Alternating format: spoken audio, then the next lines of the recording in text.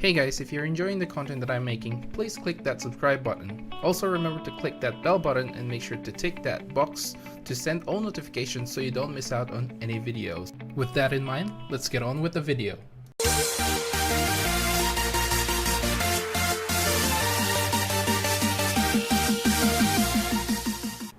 What's up guys, welcome to Munchkins Gaming, where we take your gaming to the next level. This is Munchkins logging in to bring you another Dissidia Final Fantasy Opera Omnia video. And in this video we're going to talk about the event that's going on, and this one is the Powers CHASM's Rising. This is a level 50 fight that you have to get a perfect score in order for you to unlock the Power and Magic's CHASM Rising event. Now I know I've released the Power and Magic's CHASM video event already, the video guide, and seems quite irrelevant, but someone did request me to do this, so I am going to do it. And while I'm at this, I might actually do the rest as well. And the Power and Magic's CHASM, I might actually re-upload a video guide for that.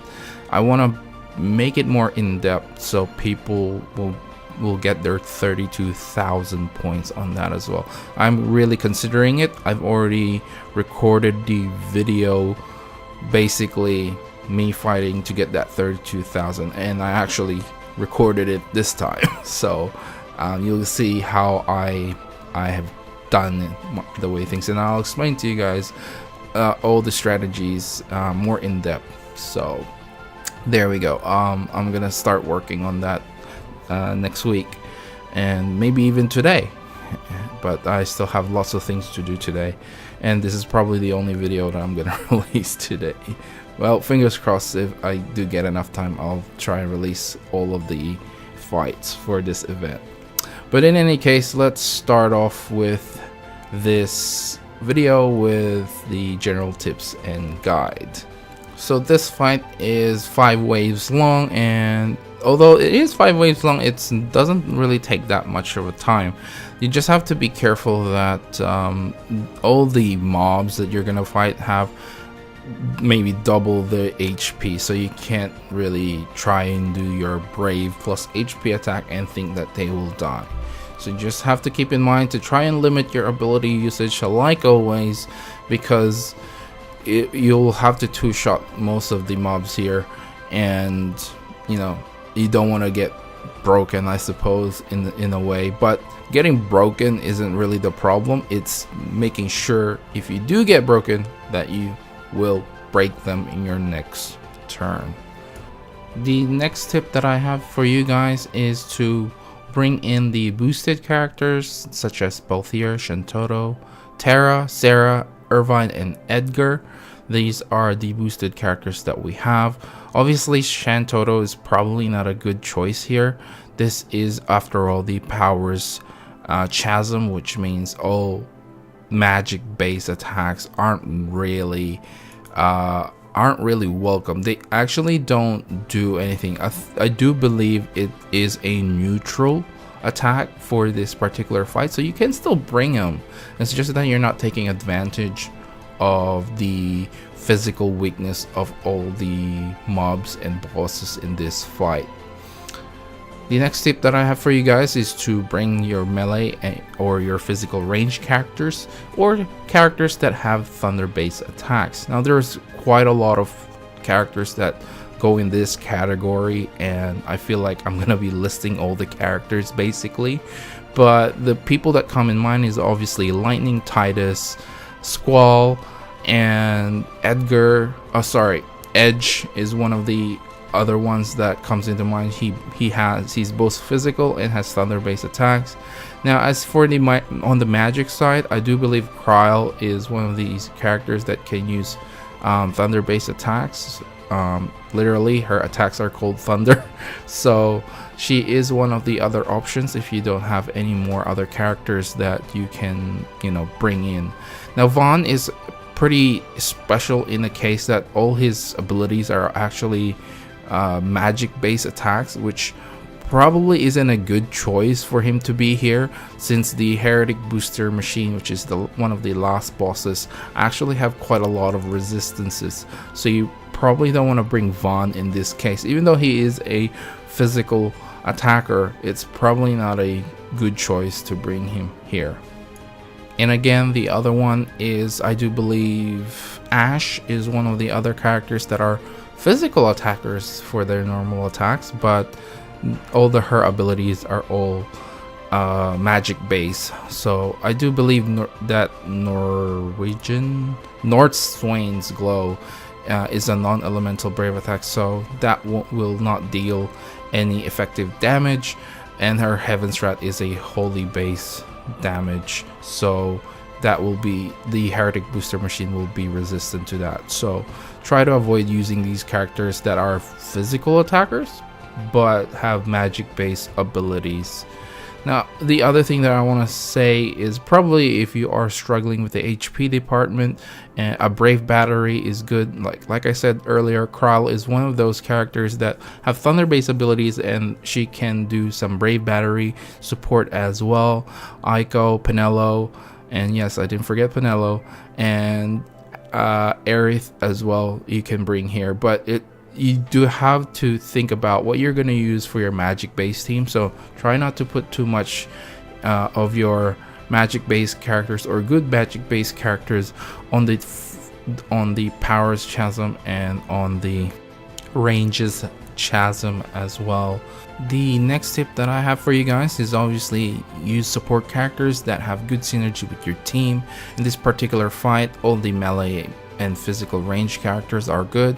If you have someone who has the boosted characters, it's definitely gonna help. Probably the best support that you can get is someone who has Edgar. You can take advantage of his abilities that basically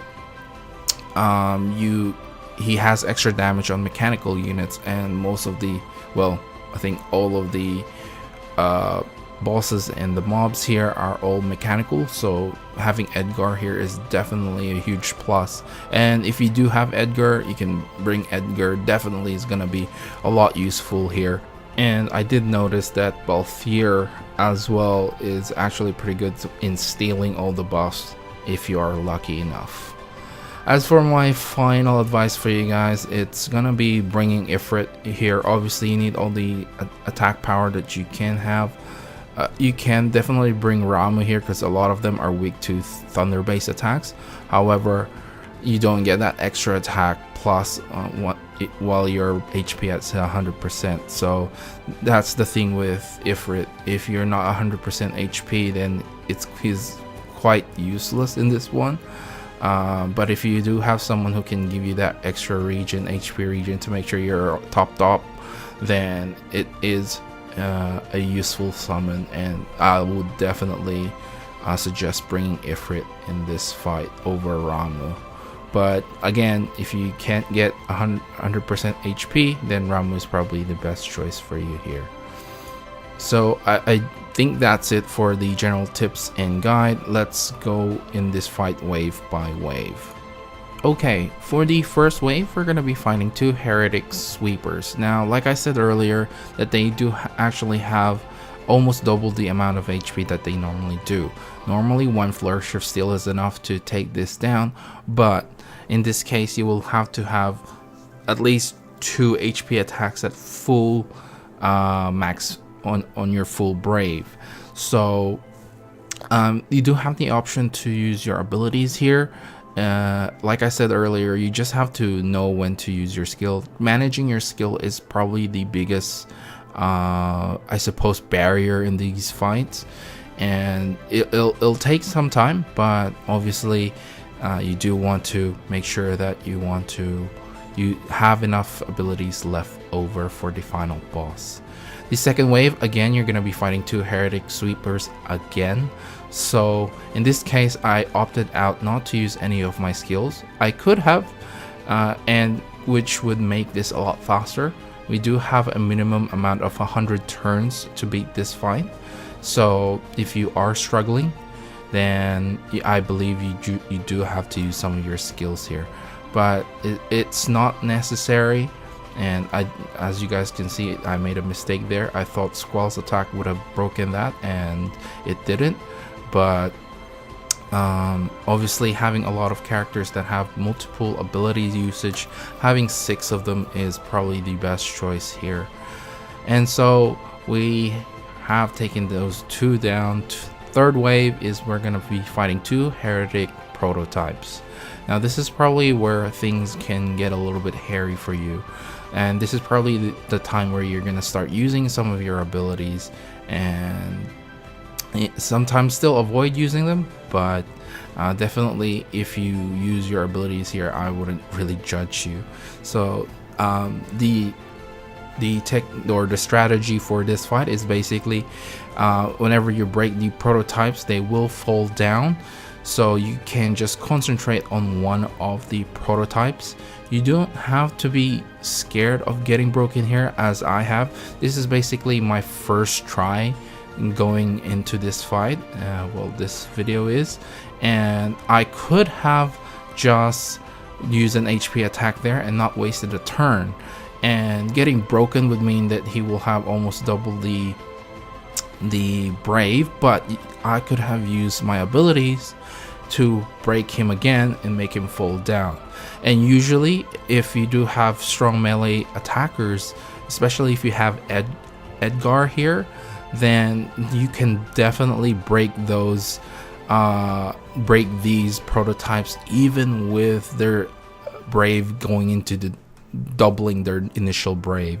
So don't worry too much about getting broken, because it will happen, and sometimes you do want to get broken in order for you to maximize your HP attacks. And again, as you guys can see with my lightning, I was breaking it even with it when it has like 2000 brave already.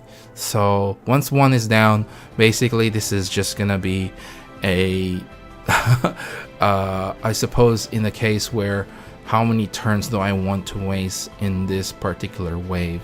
So it's either you use your abilities or you just keep it and, you know, see how you go. I could have definitely been a little bit more aggressive in this particular wave, and I think that is my advice for you guys. So we'll go ahead and skip this one, and that's basically the strategy I have for these 2 prototypes.